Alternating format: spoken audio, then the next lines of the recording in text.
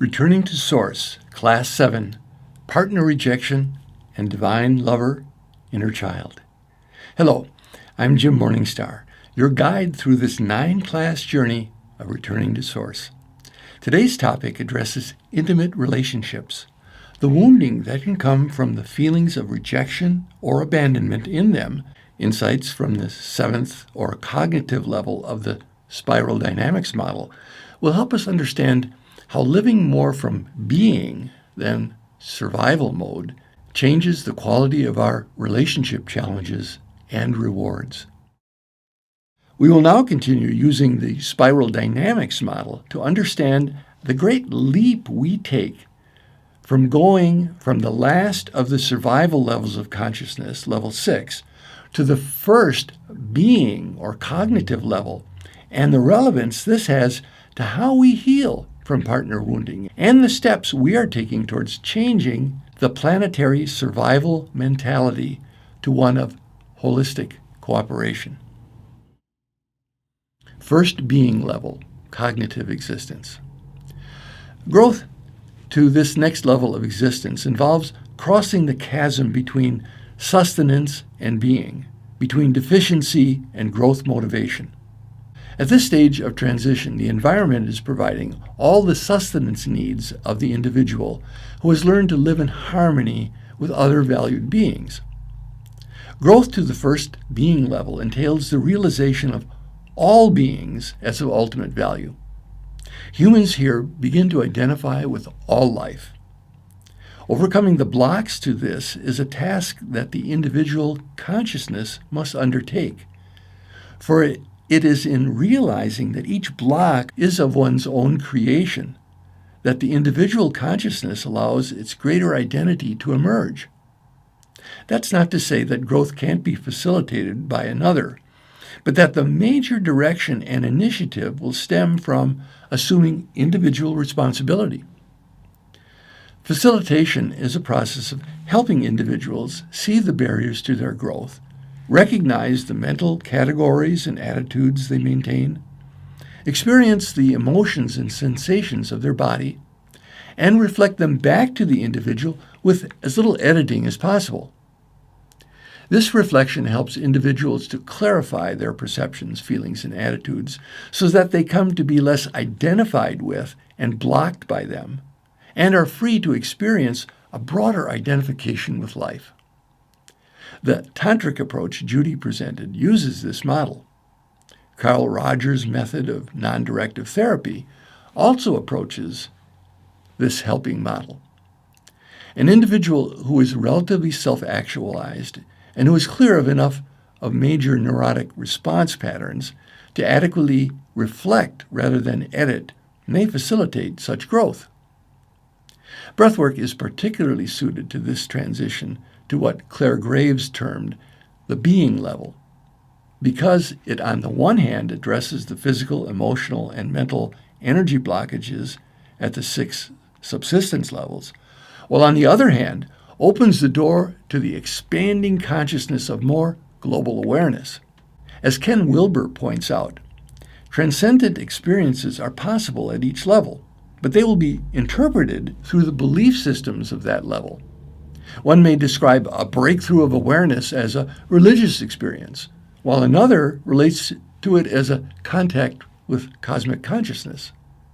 For both, it helps them transcend holding patterns felt as stuckness and to experience more flow and joy in their lives. With the help of a facilitator, this can go beyond just a transitory event to a freeing and employment of energies into more healthful and rewarding lifestyles. The breath serves as a continual reminder of this potential to transcend blockages and the power to consciously shift energy states and alter thinking patterns. Once learned, its potential for further growth is vast. Stage 1 in a breathwork journey is the clearing of dysfunctional survival patterns.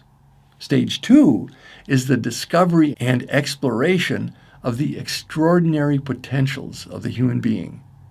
That is, to live as being love rather than living in scarcity and fear of never finding love. At the 7th level of existence, or first being level, humans turn their attention to the problem of restoring a disturbed universe.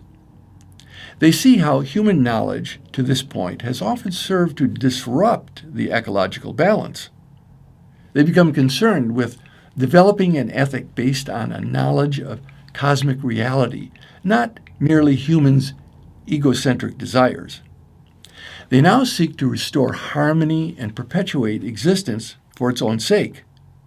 To accomplish this, they set out to develop their powers of truly recognizing the magnificence of existence. They develop a genuine acceptance for the ways things are and let their behavior be guided by that which will promote growth in each particular situation. They have a more truly detached point of view rather than the objectivity of the pragmatic level 5, which was colored by unconscious survival needs. They recognize the interdependence of all beings and affix less attachment to any one mode of existence or set of values. Their faith is in the unfolding of being rather than in any one means by which this is brought about. Learning at this level takes place through a whole-person apprehension of each situation. More than the acquisition of intellectual information, learning at this level takes on the experiential qualities of realization with one's entire being. The integration of lower and higher centers that began in level 6 is brought to a point of integration such that the systems involved in these centers appear to operate more as a total unit or gestalt. Individuals take in the whole situation with their full complement of abilities, working as one far greater than the sum of their individual parts. Application here is particularized to each set of circumstances. If the situation calls for an authoritative approach, then a seeming authoritarian response ensues. If the situation calls for an inclusive approach, then a more democratic response follows. This is seen as quite inconsistent by lower-level standards. But operating at level 7 enables a person to encompass all the lower systems and integrate their functioning into a much broader plan while remaining in integrity. Now, to this point, level 7 has been described as an ideal. Individuals here, as in every level before, have acquired emotional trauma, neurotic response patterns, and blocks to the free release of energies at every step along their development. Helping to overcome these barriers at this level, however, takes on a new dimension. The dimension of a more integrated consciousness that encompasses and transcends the separate functioning of all lower systems. In the therapeutic setting, each barrier can be brought into full consciousness such that the instinctual, emotional, or cognitive conflict that a barrier masks is experienced with the entire being, not just by certain neurological systems. The more complete the conflict can be experienced and communicated, the more prone defense systems are to being dispensed with. The more body posture and manner of breathing are subject to transformation, and the more likely neurotic response patterns are to become outmoded. The task of achieving this full experience can be facilitated by someone who has an openness to contacting another's consciousness in a direct, open, and accepting way. If the facilitator is free enough not to react in stereotyped fashion, individuals are more able to contact directly their own bound energies. When this contact is complete, the defenses being set aside, it precipitates a release of energies bound in all lower systems. The reception of this release by the facilitator provides the completion of a previously thwarted attempt to contact the environment and is an important element in the release. Elimination of neurotic, incomplete looping attempts to contact leaves an individual in a state of openness to life and ready for more complete identification with all existence in the next level. I like to end our class with an inspirational passage. This is a quote from Yahshua in The Keys to Yahshua by Glenda Green, which reminds us that the key to returning to Source and releasing the wounds of rejection between people is to remember and experience our common identity as the love we are. You cannot see yourself as love any more than a light can see itself shining. This is why you have focused your perception of love on external deeds. However, to be yourself in the fullness of God's creation is none other than love being itself. By honoring this truth, you serve God and others. Most of all, understand the power that love has to transfer itself from one soul to another, to bestow the many gifts of life, wisdom, experience, and sustenance that abound and exist for all to share. Love is the great medium of exchange, which can penetrate any barrier. Love informs and unites souls in their common destiny, so the assembly of a few may equal the power of many. When you know this, you're beginning to know compassion. And when you know compassion, you may enter all dimensions and know all realities, including death, without fear or judgment. As you surrender to the pathways of love, you will arise to know yourself as the love you are. As you move on the pathways of love, you will also begin to see the presence of Divine Lover leading you to people, places, and situations where your love may be fulfilled.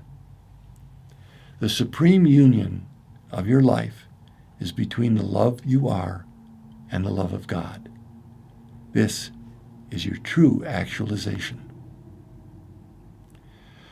Returning to Source, Yahshua is saying, is to experience being the love we are more and more, not trying to find it, earn it, or deserve it. That attitude actually distances us from Source by putting false manufactured conditions on it. That's a product of the mind and results in all the drama of rejection and abandonment. We cannot reject or abandon who we essentially are. We can just pretend to, and then play peekaboo with Source and the divine in each other. Instead of that game, I propose we spend the time till next class playing with the Divine Lover and inner child within us more and more each day. Holding you in my heart as fellow travelers on the road home, I send and receive blessings for our circle and all sentient beings till next class. Blessings in light and love.